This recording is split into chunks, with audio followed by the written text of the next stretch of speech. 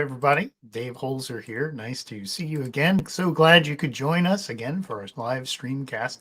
And if you're getting with us out of the recording, that's fine too. And you can always reach out to us, just as we say with the folks who are here live. If you've got any thoughts about things you'd like to see, maybe interviews you'd like us to conduct, or topics you'd like to talk about with regard to cybersecurity generally or machine learning specifically, please just let me know. Hey there, Joseph. Nice to meet you there. I am ready too. So let's see where we're going today. Before I do jump in, though, I do just want to share with you a little bit about the new offering for 595. So as you probably know, if you've heard me talk before, you know that the 595 class, I've got the screen up here right now for it, has switched over to being 6 days, which is a really big change. Originally, when I wrote the class, I felt like it should be 6 days, but I didn't want to end up putting too much in at the very beginning. So I've added a bit more in to help with better anomaly detection, which is perfect for what we do in cybersecurity. So that is up and running. If you are interested in that class, I would urge you to check it out, whether it's for you or for one of your employees, because I've got the links down here for what's offered. Of course, you can do the on-demand anytime. That's coming up in February. That's great. I think the on-demand product SANS does is amazing. But for me, I really prefer having a live instructor because then I can ask questions and stuff. So if you kind of feel that way, we've got a couple of different ones coming up, and they're selling quickly. You can see there's actually a wait list already down here for one of these. So we've got GMT time coming up in late February 21st. Then we're in March. We're in March twice on Singapore time. So if you're in Asia Pacific, that's great for you. There's still got some live online stuff available in March. And then we've got Baltimore and Sec West. So the Baltimore one is the week before Singapore. I'm going to be very tired in Singapore. And then we have May for San Diego. So if you'd like to join me out there, that'd be awesome too. And yes, hello there. Nice to see you, Daniel. Nice to have you on. And we've got Stephen saying hi there, and some LinkedIn user. Hello, nice to see you too. Anyway, for today, what we're going to have a look at is a little bit about convolutional neural networks. And I'm assuming if you're kind of tuned into this, you have some clue what that is. It is the most common way we tend to do image detection, those kinds of things, and identifying things in images these days. There are lots of other techniques you can use, but convolutional networks are being super popular. They're also reasonably easy to understand, and I thought it would be interesting to talk about these from the point of view of explainable AI. I was actually reading something just last week about this, where the person was saying that in a very real sense, explainable AI is kind of like the Holy Grail. Why does the AI work, or how does it do what it's doing?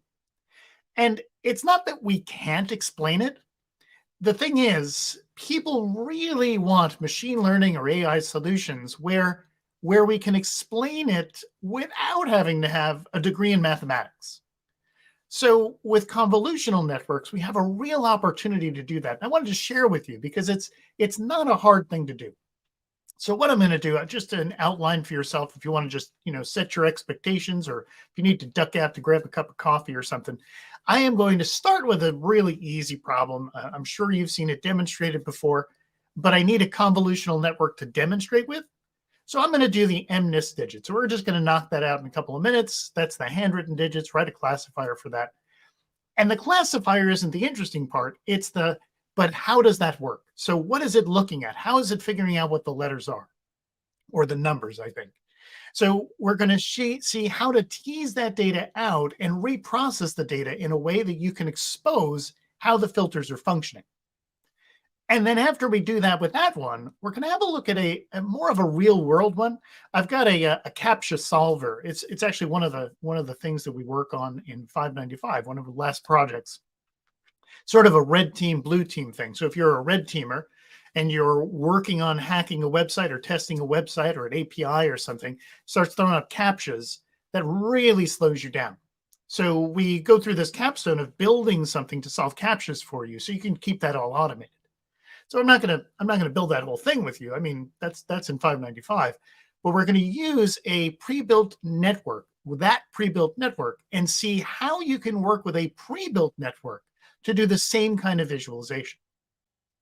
Anyway, let's jump right into it. So To get started, I do need to, of course, do some imports here. And for you guys who are live, remember my subtitle is that this is Dave's Python fails. So if you see me doing something stupid here, please do tell me.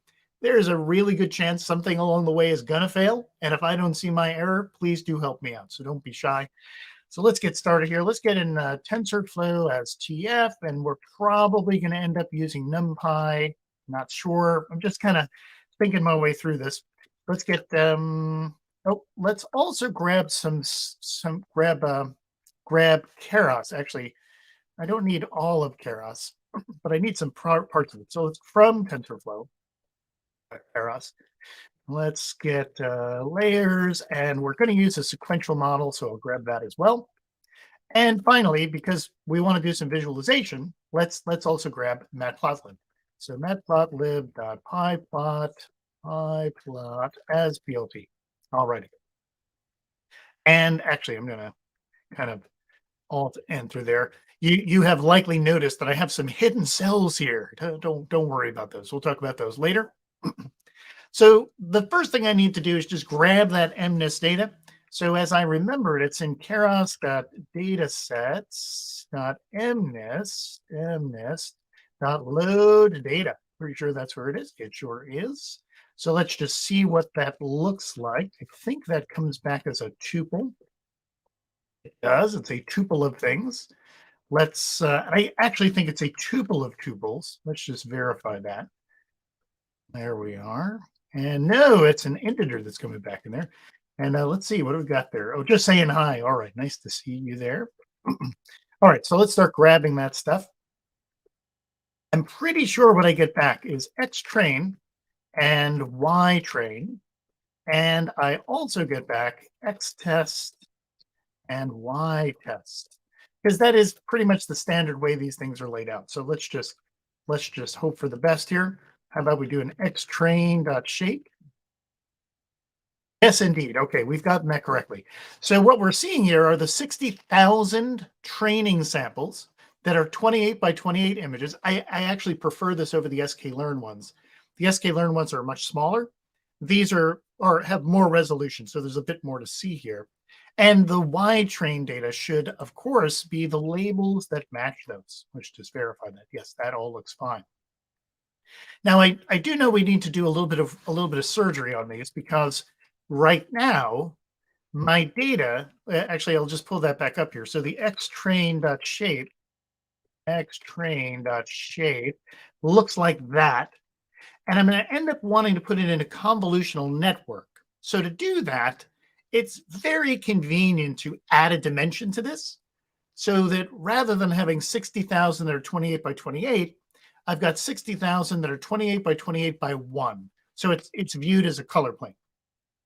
Similarly, I need to take that Y train data, because currently Y train is just integers. So I also need to one-hot encode that stuff so that it's easy for me to use the neurons that are coming out of the network. So let's see how we do that. Let's start with, let's reshape my data here. I'll make that xtrain.reshape. Excuse me. And what I'm going to do, just to make my life easy, I'm just going to have it unzip the or expand out the existing shape and just add to it. And hey there, LinkedIn user, nice to see you. Also, by the way, while I'm doing this, if you've got some friends who are kind of interested in machine learning, or are curious about how it works, or please feel free, send them an invite, ask them to come along. I'm very happy to entertain questions they've got, and always looking for suggestions for future things. In fact, this is a great time. If you are liking or interested in this topic, like, subscribe, or follow. This is the time to do it, whether on YouTube or LinkedIn. Anyway, back to this here. So I also want to reshape the X test in the same way. And that's just going to add that extra dimension. And if you're not familiar with that, the reshape with the -1 in NumPy, I'm just so in the habit of doing that. I could have just reshaped it that way and had it add that additional dimension, but I'm just in the habit of using the -1, which is going to take what I have, and it will figure out what that other dimension has to be, which in this case would be 1. It's just a super convenient function if you've never taken advantage of that before. I recommend you just, take a little cruise through the manual on that one. It is super useful. So in Keras Utilities, we've got this two categorical. Now, to be honest, I normally just write a function for that. In fact, in 595, I make us write that function a couple of times before I go to the two categorical shortcut here. But for us today, just to keep things moving along, I don't think we need to write that function ourselves. So let's just get that to do the two categorical or the one hot encoding for us. And let's just verify. Okay, sorry about that. It did a weird thing with my stuff. What is that there? Oops, okay. I don't know what happened there. I don't know where I went. I thought I was up here. Let me try that one more time. Okay. That was odd. And let's just have a look at that stuff. So if I look at y test of 0, there we go. I've got the stuff correctly laid out. Also, now you may have seen me do this. You may not have seen me do this. If you have worked with me with machine learning, if you've taken 595, if you've taken 503, you know this about me. I am very, very paranoid about the data and knowing that it is the shape I expect it to be. And I just did something, and I strongly suspect that I have messed up my data. Oh, maybe I haven't. I thought I ended up running this cell twice, which would have been bad because then I would have taken X-train and reshaped it again and done the two categorical twice. So that would not have been good. So let me just look at y-train.shape. Yep, and those look okay. So apparently I did not run it twice, which would have been very, very painful. All right. How about we just quickly render these out so we can see what they look like, just in case someone here has not seen them before. We can jam that code out fast. So let's just create a figure for that. We'll use our matplotlib stuff here. Fig size will be, let's use 8 by 8. That should be a pretty good size. And for I in range, how about we look at 24 of them? Let's add subplot. Now, I often build subplots in a slightly different way because I usually know exactly what I want and what's going to be there. But the add subplot is just another nifty and easy way to do it. Just in case you haven't used that. Why is my, oh, look, no wonder my machine's acting weird. Java suddenly wants to update itself. I didn't even know I had Java on here. So, okay, get that back under control. Where was I? Oh, yes. So if you haven't used this before, then I just want to explain how that works because it can look a little weird that I'm doing that add subplot 6, 4. Well, what's that all about? I plus 1. Well, using add subplot in this way, rather than building the subplots first and then iterating over the axes, when I do it in this way, in every one of them, so in every add subplot, as you can see here, we're in a loop. In every one of them, I'm going to add a subplot and I tell it is this same set of subplots. It's this 6 by 4 grid, well, 6 rows, 4 columns. And then I have to tell it where the thing is going to go. And I don't really know why they made this choice, but for some reason, the matplotlib folks decided that rather than being 0 indexed, which is, how we do most everything, that this is going to be 1 index. So this is number 1, 2, 3, 4, etc. So it works out where to place that based on what we've done there. Let me just add in also the title here so we can see what the number is. I know, having looked at these before, that sometimes the stuff that comes out, the letters, the numbers, are actually a little bit tough to read. So, it's nice to have that label up there. And let's also apply type layout to it so they're not all overlapping and just show. There we are. There we go. So we've got some output there. So we can see the handwritten digits. And yep, they're all pretty much recognizable. So we got a 5 and a 9 and a 2. And I'm looking up here. I just want to explain this CMAP here. So I added this CMAP gray, which again, I just do automatically. Let me do it without that. Without that, it's going to use Viridis, which is really good if you have difficulty distinguishing colors, which is the whole purpose of using Viridis. But if you ever do use matplotlib for an IM show on a grayscale image and you're wondering why is it coming up with these weird colors, it's just the default to make it really easy to distinguish. And you can actually see, it actually helps me to see, like in these fuzzy areas, you can make out sort of what the distinguish the distinguishing feature is. I'm looking over here, like in this 4. So it's not a solid line. There's actually a little bit of fading happening in there. Anyway, let me put that back. CMAP equals gray. There we are. And I'm going to split. Well, let me just Alt Enter because I forgot to add another cell in. All right, so we can see our stuff. The next thing we need to do, the simple thing for us is we need to build a classifier for this. So that should be a simple thing to do. Let's create a sequential model. We already imported sequential, so we're good to go there. And then let's add some layers to this. And I'm going to use the conv2d because we're here for CNNs after all. Let's use that. Conv2d, and let's use maybe 8 filters that are 6 by 6. If you've worked with convolutional layers before, you might be actually, I know you're familiar with this, but if you're not, what I'm defining is how many different filters will be applied. Those filters are also called kernels, which can be confusing because while we call them that, they really aren't kernel functions like we use in other places in machine learnings. We just carry that word over. But these filters, so 8 filters, and each of those filters will be 6 pixels by 6 pixels, which is, a little bit on the big side, but that's okay. We're looking for big features, so that seems like a good thing to use. There's no real rule for why I'm doing that. It just feels like a good number. And let's set the activation to be ReLU.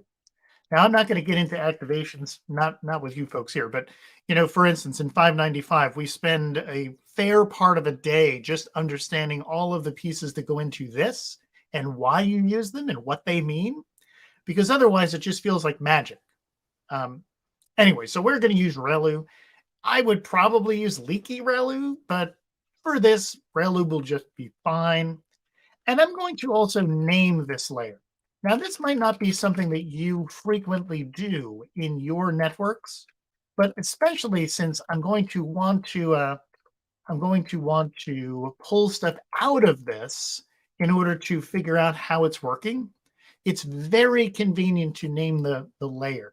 You don't have to. You can still get at the data, but it's very convenient to name it. And for the input shape, I'm going to just cheat and just use the shape of XTrain. That makes perfect sense, or at least of one of the objects in XTrain. All right, and conveniently, I have left off a parenthesis. There we go, much better.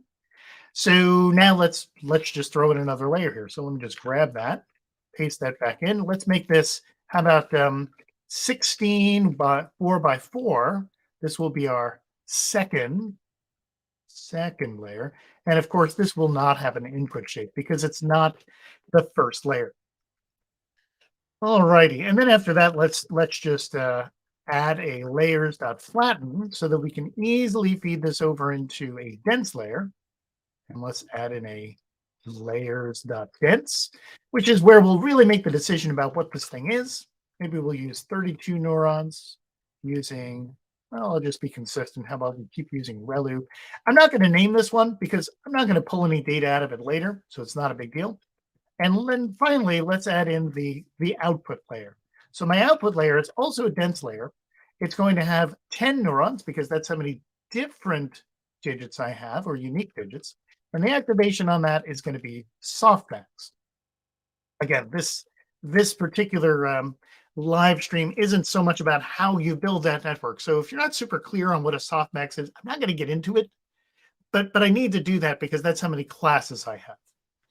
With that done then, well, supposing that works, and I'm just going to assume that it will, I'm going to need to compile that model. I should define an optimizer. I'll just use add-in. I frequently use that by default. My loss, categorical cross entropy. Again, this is not the day for me to explain why that is, but if you are interested, again, that 595 class, that is the place to be. All right, set up the accuracy, and I should, if all goes well, I should be able to fit then from XTrain to YTrain, and let's use a batch size of 32 because it's a good, nice default to start at, and let's just run that for maybe 4 epochs. I think that will probably be enough. It's a very simple problem. And let me just scroll that up here. Whoops. All right, I am hitting some key combination I do not normally hit. All right, so something's not right here. Oh, yes. There's no such thing, mode. Thank you very much. And where are you people? You're supposed to be telling me when I type things incorrectly. All right, that looks much better. And some of you may notice, it's not actually here, but it was previously. I'm actually doing this on an M1 Mini, which I've been super happy with. It is not the fastest machine we've got for training stuff. I've got a much beefier machine that I usually use, but for a desktop machine to do some training and some evaluation of models, this thing is really nice. It is a little bit of an effort to get it all set up just right, but once you've got it, it's no big deal. Hey there, Ali. Nice to see you. Pleasure to have you with us today. All right. Now, while that's going, I just want to ask you, please, if you've got some ideas for things you'd like to see in a future live stream, questions you'd like to have answered, maybe something you'd like demonstrated, please stick it in the chat there. If you've got questions while I'm going, please put it in the chat. I am very, very happy to explain. Hey there, Ryan. Nice to have you with us. And again, please like, subscribe, or follow. I'm actually kind of curious. How many of you, I see a whole bunch of you are on LinkedIn here. Do we have any folks in YouTube today? I'm personally surprised at how LinkedIn has just taken over the live stream space. Maybe it's just for business related stuff. So any YouTube people out there, or is it all LinkedIn today? All right, this is just about done. It's looking really good. We've got some beautiful predictions that are happening here. It looks like it's going to come in at well over 98%. Hey there. Vishwas, nice to have you. There is a YouTube person. Pleasure to have you. You're old school. R. Nure as well. Nice to have you, Masaid. All righty. So my model has finished. And of course, this is where we would now show you, look, it works. But we're not going to bother with that. It's 98% accurate, which is actually kind of cool. Just as a little aside, if you do this with a dense network, purely with a fully connected dense network, you can get really good accuracy, but you will not be at 98%. You're going to be at around somewhere between 94 and 96. And it's kind of curious because it shows the real power that CNNs have of being able to find features. Hey, is that my buddy Wesley? Man, it is good to see you online. And you're a YouTube person too. Me and you, we're both old school. Nice to have you with me, Wesley. Anyway, so we're not going to demonstrate that it works. We're just going to say, look at that 98% accuracy. But what we want to know is, what the heck is that thing looking at? How does it make its decisions? So here's how we're going to do that. If you take the model, so the model is just a TensorFlow class. That's all it is. If we use the getLayer function, that's going to allow me to pass in the name of a layer, and I can extract stuff about it. So let me pull in here. Let's go for getLayer, and it really likes you to give it a name. Isn't it convenient that we named our layer first? So let's ask it to get layer first. Whoops. So that will retrieve the layer. But what I really want from the layer are the weights. Now, this part can feel a little confusing because weights. When I do a neural network, a dense neural network, as I'm sure you're aware, we usually notate that as y hat equals sigma applied to wx plus b. And there we're talking about the weights and the biases. So this is getting the weights. It's getting the structure of that. But these are filters. These are kernels. So why is it, or what are these weights? Well, the answer is the weights here are just the values in the kernels, in the filters. There's just not a different function to get that. Let's see, I've got, we've been embedding a lot more pixel attacks. And how is this detection made easy today? So we still have a lot of data. So I'd have to get a little more about what you're saying there. So it sounds like you've got folks who are embedding attacks in the image data set. Well, if that were a real concern, if I wanted to weed that out, if I wanted to weed it out, I would probably do that with an autoencoder. It would take a little effort, but I feel like that would be a pretty good way to do that. If it's a matter of can I detect it, you know, that autoencoder would still be an interesting way to approach that, especially in terms of comparing the reconstruction loss and seeing just how much loss there was. It feels, now this is just intuitive, okay? Vishwas, I haven't tried this, but it sure does feel intuitively like that would be a really excellent way to create a threshold for things that have really not changed much because there was none of that extra stuff embedded versus something that changed more substantially through the autoencoder because there was. Anyway, if you've got more about that, feel free to reach out. I might not fully understand what you're asking me there. But to pick up here, so I've got this get weights, and you've got all these numbers that are coming out. And in fact, notice that it is inside of brackets. So this is an array or a list of some kind. So let me just grab that, and then let's look at the shape of that, and look at that. Look at the shape of that. 6618. 6 by 6 by 1, because we were using a single color plane, by 8, and there are 8 of them. So when I get the weights, what it's returning to me are all of the values that make up those kernels. Now, if you really wanted to, you could even visualize what the kernels themselves are configured to do. I'm not going to do that. It's not hard to do, but it's not where we're going. Oh, there's another covert model from one format to another, or convert unknown. All right, okay. I feel like that's a longer conversation, Vishwas. So feel free. I'm pretty sure that you can contact me if you reach out to me through LinkedIn. Just send me some messages right over there. I know you're on YouTube right now, but if you hop over on LinkedIn, stick in my name, feel free. Just message me and let's have a longer conversation, because I feel like that is definitely a longer conversation. Anyway, I've now got that layer. What do I do with it? Well, I need somewhere to put those things. So here's what I'm going to do. I am going to add a cell here, and I'm going to start building a new model. Visualize. I'm going to make that a sequential model.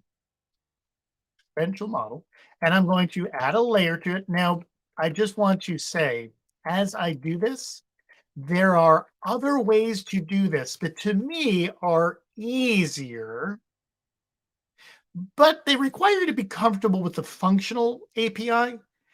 And I don't want to make that assumption. I find most people are familiar with this kind of approach for building models rather than the functional. With the functional, it's much easier to do what we're about to do. But what we're going to do is not hard. And hello there, anonymous LinkedIn user. It's nice to have you too. So it's not hard to do, but let's just try it with this one. So I know that this is an 8 by 6. So it's got 8 6 by 6 kernels. I know that because we wrote it, but I also know that because of this output. I know what the shape of that is. So it's 8 by 6, and it's got an activation to it. So let's just stick that in there. Activation equals relu. And I'm going to give it a name. I will call it my target layer. I just like that name. There's no other deeper meaning to it. And, I need a little more here. I think I'm also going to stick in a kernel initializer, which I don't typically do. But I'm doing it here because I want to set it explicitly so you can see that it changes. So that's why I'm doing that. That'll make sense in just a minute. And the thing I'm forgetting, so I should probably put an input shape in here, and let's do the same thing. Let's do the xtrain sub0.shape. All right, do I have enough parentheses? I think I do. And we should be able to visualize.compile. And you're saying, well, wait a minute, compile? You haven't put anything in the compile. You haven't told it anything about optimizers, nothing like that. So what's going on here? Well, what I've done is created this empty layer that has the same structure. That's what I've done. What I want to do now is I want to show you what that renders like. Now, for this piece here, I'm going to cheat just a little bit. So I'm going to copy some code here and paste it in, but I will explain to you what's happening in this code. I'll just point out what's going on. I'm going to go through 5 samples of the data, and I'm then going to use the visualize model, the one right here that we just built, that we compiled, that we didn't fit to anything. There's been 0 training, but I'm going to use the predict on that. And I'm going to pass it in 5. So one at a time, I'm going to pass it in one of the elements from xtrain.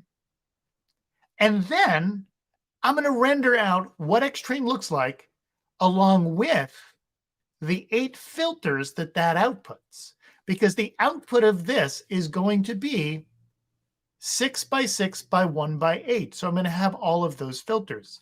So I'm going to say, I want to grab this thing, and I want to grab each one of those filters and render it.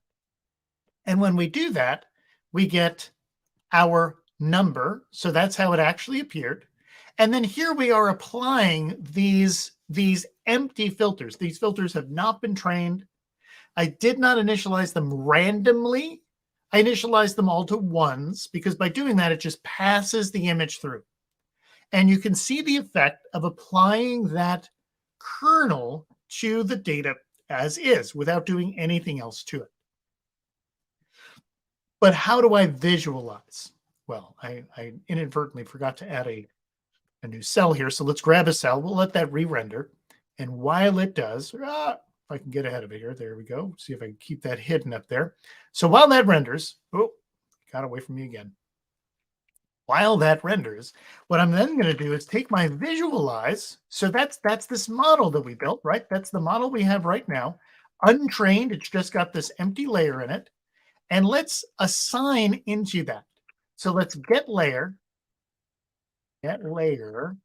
target. That was the layer we were working with. And I don't want to get the weights. I want to set the weights. So I will manually set the weights to be whatever came out of model.getLayer. So model is our trained model with our first layer .get weights. And if I do that and we get no errors, what I should be able to do is just repeat this code. So I'm just going to copy this code as is. And let's run it again, and let's see how our view of that data changes. So now we have loaded them, and look at what's happening in here. So I know they're a little on the small side, but I didn't want to go crazy with these. But you can see different elements of the character are being highlighted. There's different features. So for instance, this kernel down here in the lower right appears to be identifying maybe lines at an angle, perhaps. And this one over here seems to be getting, well, lines that are at around a 45 or so. Why does it want to do that? I can't tell you that specifically, but there must be something that it has found, a correlation it has made, a useful thing it has found in terms of features, that by distinguishing that, it is able to more robustly determine a specific value. You can see with the 0, we've similarly got some very interesting features that are getting pulled out. With the 4, you can see that one of them, wow, this one really kind of outlines the whole thing. So this one that I said with the 5 looked like it might be horizontal lines. It looks like more like it's just an outline of the whole thing. But we can now clearly see how it is, or what it is really, what it is that this network is looking at when it's making its decisions. That's a pretty handy thing. And that goes a good distance toward how it is that we could make our AI a little more explainable, let's say in a presentation or in a lay presentation where they're not really into the deep mathematics and talking about how what we've done is taken a very complex probabilistic space or distribution and we've approximated it with this network. So we can stay away from all that kind of stuff.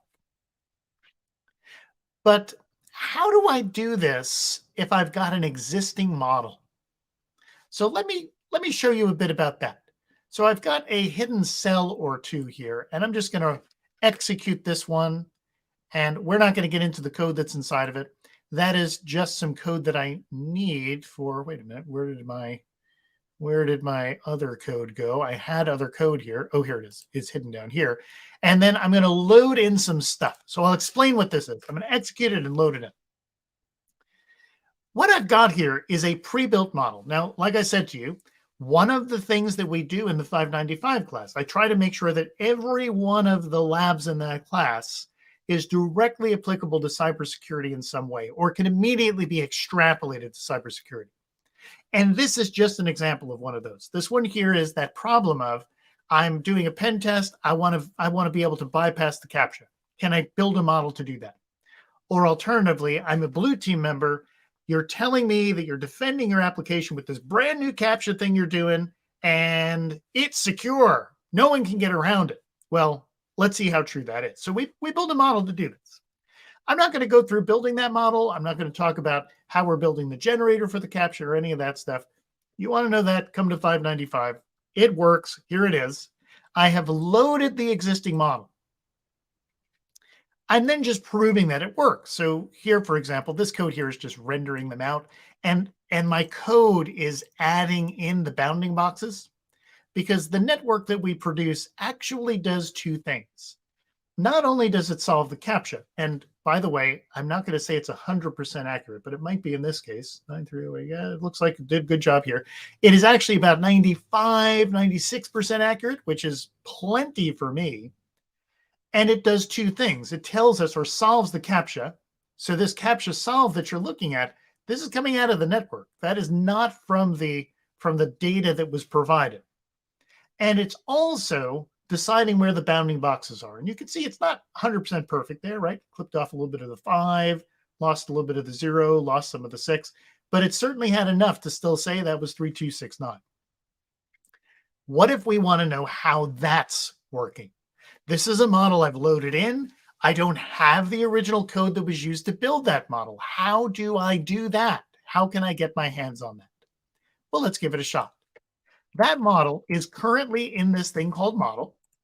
And if I run get config on that, it will show me the layout, the design of that model. In fact, I want to split this cell here because I think I'm going to work above this.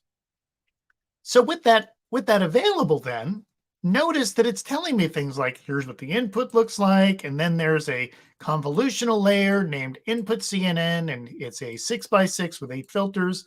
So it's got everything I need to put this together. Let's start doing that. Let's start building a model. Let's just make this happen.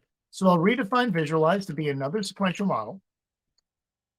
And let's add a layer to it. And I'm just reverse engineering this layer from the information that we've got in the get config. So there are 8 of them, and they are 6x6. So that's going to be, 8 filters that are 6x6.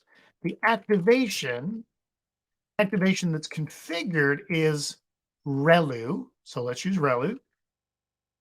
And input shape. Now the model we're working with was built using a functional API. So it actually has its own input layer. But I don't need to build another input layer. I could, but I don't need to. I can just use the input shape qualifier here. And I can see that it's 200 by 100 by 3. Now, some of you might be looking at that none and saying, but wait a minute. It says that the input is none 200, 103. Why are you just doing 200, 103? Well, notice that it says that that is the batch input size. In fact, when you define the input shape, what really happens is the TensorFlow is going to add another layer there. It, in fact, right now would be really considered to be a none, but I don't need to do that. It will do that for me. And that additional size is going to be whatever batch size I'm currently running through this network. So that's defined at use. I don't need to define that here. I just define the input shape. With that done, however, we're just going to compile that layer, or that model. We're going to compile that model. And with that done, let me make some room here. We should be able to do something like visualize dot get layer, and oops, it would have been nice if I had named this layer. Oh, by the way, so what if you forget the name of the layer? Here, I'm going to generate an error there. So what if I forget to name the layer? Is there a way to deal with it anyway? Yeah, because if I do a get config on this one, it will tell me we're going to call that conv2d. So I can just use that name if I forget to put a layer. So you can always use the get config to find out how that network is actually set up, what it's actually using, or how things are named. In this case, it's just named conv2d. No big deal. But if I had multiple layers, it's going to start tacking numbers onto that. And as I redefine more and more models, it's going to start incrementing those numbers, which is why using the name can be preferable, because otherwise it's not going to be super obvious what the name is unless you look at a get config. But let's take advantage of what we know now. I know that it's currently called conv2d, so that's fine. Let me get this out of here so I can see that other get config. There we go. And what I'd like to do is set the weights on that to be the same as the weights in model.getLayer. And let's see what that's called. It is called input CNN. Input CNN. Get weights. I think I've got everything I need there. Let's see. No, has no attribute get weights. Oh, well, because it needs to have, oh, there we go. Needs to have an underscore in there. All right, that looks happier. So then our next thing to do would be to actually run a prediction on that. So I've got this generator function. The generator function we're using is called generate Captcha. That, again, is part of the thing that we generate in the class. And it has, or takes a keyword argument, an optional keyword argument, return image, which will return the image back to us, instead of just returning the data. Now, since it's a generator function, if you have not ever used the Python generator, we don't have the time today. It's already been 45 minutes. Can you believe it? We don't have the time today for that. But I can tell you that to get the next thing out of it, a super simple thing to do is just to call next on that, and we get back all of the data. That data is going to have the X data, that is the CAPTCHA, the Y data, what the solution is, and the actual image. What I want to do is run that data through the predict. So that's easy enough to do. I could say results is going to be equal to, well, actually, I'm going to do this. Let's say X comma Y comma image is equal to that. Let's grab that. And then let's say results equals visualize.predict x.reshape -1 width. Actually, I know what these are. 200, 100, 3. That width is a define that's in that hidden cell up there. And this reshape here with the -1. Remember I was talking about this input shape and how it's got a none down here, and that refers to the batch? Well, whenever I use fit, whenever I use predict, I have to send it a batch. I don't have a batch. I have a single image I want to send it. So all I need to do is make it a batch. So I'm using -1 here, but I could just use 1. It would do the same thing. It's making it a batch of 1. And then it will be happy. Then it will work. And if I do a results sub0.shape, let's see what we get out. I get back a 195 by 95 image. That is, there are 8 of them. The 8 of them make sense because 8 of them. And the 195 by 95, well, the reason for that is because we have done a 6 by 6 convolution using, somewhere down here, using a valid convolution. So that's going to end up shrinking it down. It's going to shrink in both directions. So we lose a little detail there. Can we output that? We sure can. So let me, again, I'm going to cheat a little bit here because we are short on time. I'm going to paste in some code. So this is going to grab 2 images. It's going to do that generate CAPTCHA. It will then do the predict and then show us what's happening with those. So there we go. So here is the CAPTCHA 9200. And here is what the kernels are looking at using the 6 by 6. Now, for some of them, I can't tell you why. It's super interested over here. We've got this little dot. But remember that this network does multiple things. Not only is it going to tell us what these letters are, but it also returns bounding boxes for where they are. Because of that, some of the features clearly have to do with finding the characters. You can see here, we are clearly finding characters. And then others may have more to do with figuring out where they are or finding a location. Let's see what's happening in the one below this. So we have, again, very, very similar here that wow, this one really lights up this position. So there's something about that it really likes. Maybe that has to do with overlap. Could be. Although, no, the overlap is a result of the convolutions. The original data didn't overlap. But then down here, man, that thing sure does look like a 4. And there is a 4 in this. So could it be that this kernel here is the 4 detector? It is totally possible. By pulling out all of the convolutional layers one after the other and seeing how the data progressively transforms, it can give you a much better idea of what's happening. Additionally, now I'm not going to go down this road because this is less visually obvious, but with the dense layer, I can then look at the dense layers, and there's actually a whole bunch of them in this model, and see where the hotspots are as things are getting pushed through the network, which can help you to begin to explain what's happening. This section over here, see how this lights up when it's a 4? See how this lights up when it's a 9? This section over here is always lit. Maybe that has to do with where it is. Where it is. And we could even experiment with that because we just use get weights and set weights. But you know what we could do?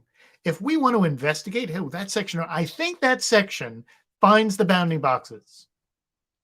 Well, what if I were to get weights and then clear those values and set that into a layer and run a prediction?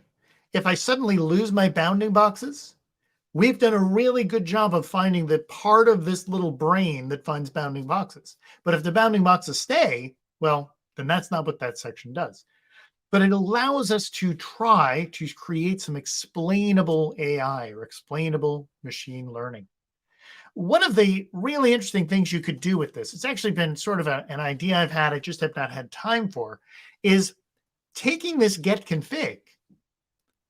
How difficult would it be to write some Python code that will take the get config and then build the explainer that visualizes what happens for you, rather than me going and building the code by hand like we've done here? So there really is a lot that we can do from here. That's what I was planning on talking about today. I hope you find that interesting. Personally, I think that there's a lot that we can do these days when it comes to explainable or making AI and machine learning more explainable to folks rather than keeping it opaque with just the math. But you have to think about what's going to resonate with people. It's something I spend a lot of time doing. And I guess I do that because of that 595 class, because what I'm seeking to do in that class is really convey to you intuitions about how it works so you can go and build your own stuff without having to learn all of the math, just the fundamentals of the math. And I think that's why I'm so focused on making this stuff explainable. I hope you've enjoyed today's live stream. If you've got more questions, you can feel free to drop them in the chat. I will hang around for a little bit. Of course, please do like, follow, and subscribe. Tell your friends about this. And don't forget about those upcoming 595 offerings. They have been selling out very quickly. That was our experience last year. Every time we ran it, it sold out, usually within a couple of weeks. So if you're interested, reach out. You can hook up with me on LinkedIn if you want to continue the conversation. Thank you very much for coming, and enjoy your weekend.